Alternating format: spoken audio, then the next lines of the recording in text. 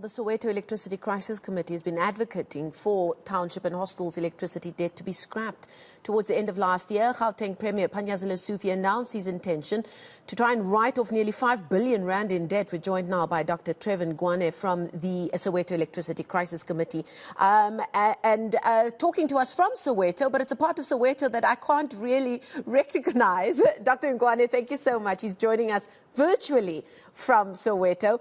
Could I, just to start off with, get your immediate reaction to those main two decisions announced by the President last night, the Minister of Electricity in the Presidency, as well as the state of disaster to deal with the electricity crisis?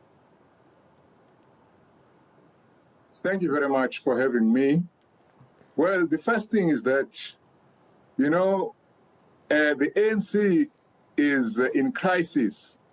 Remember, it is running scared and has got electoral paranoia because it thinks in 2024 national elections, it will lose its majority. So a condemned man, you know, if you are facing the gallows, you know you're going to die in the next few months, you can be desperate and confused. But sometimes you can have acute clarity. So I think Ramaphosa is very clear that unless he addresses the electricity crisis, the energy crisis, you know, the ANC, you know, is mincemeat. We just heard from the ANC's Secretary General, Fikile Mbalula, a short while ago, and he spoke at length in giving the party's official reaction to SONA about them needing to build a strong contract, almost rebuild relationships with communities. You would have heard, I spoke about them also saying they're establishing a team that will monitor service delivery, that will be based at ANC HQ. And I know that your committee has spoken at length about how your communities have been ignored or have been forgotten, especially when it comes to service delivery.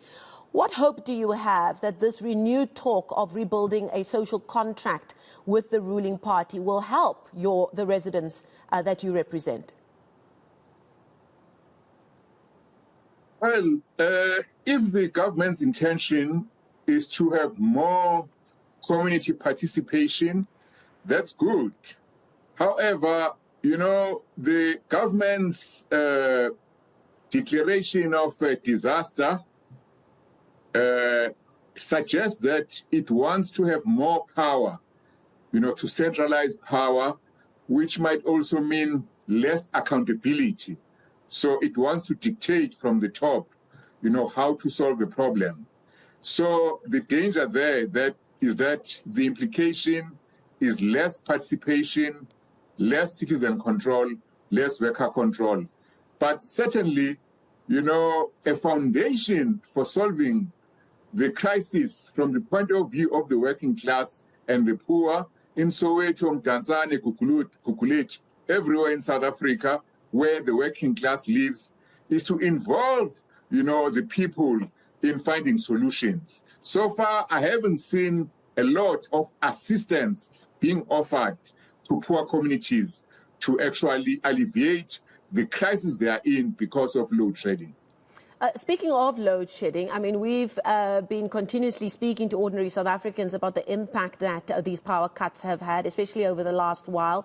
What are you hearing from your members about just how bad these very high stages of power cuts have affected their day-to-day lives? They are very bad.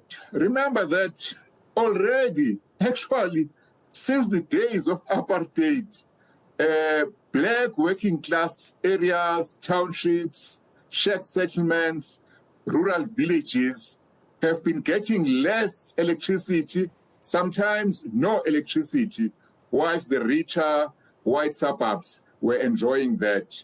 Secondly, when CEO of Eskom, Andre Reiter, took over, he implemented a new form of load shedding called load reduction, which only cut power in black working class areas. So we did some research, you know, from the point of view of the University of Johannesburg, and found that there was a lot of hardship and suffering due to load shedding and additionally due to load reduction. Dr. Indeed, Ngwenya, people I'm die. so sorry. I do have to interrupt you there. I do apologize, but I'm sure this is a conversation we'll continue to have over the coming days and weeks. Dr. Trevor Ngwane is with the Soweto electricity crisis, speaking to us virtually there from Soweto.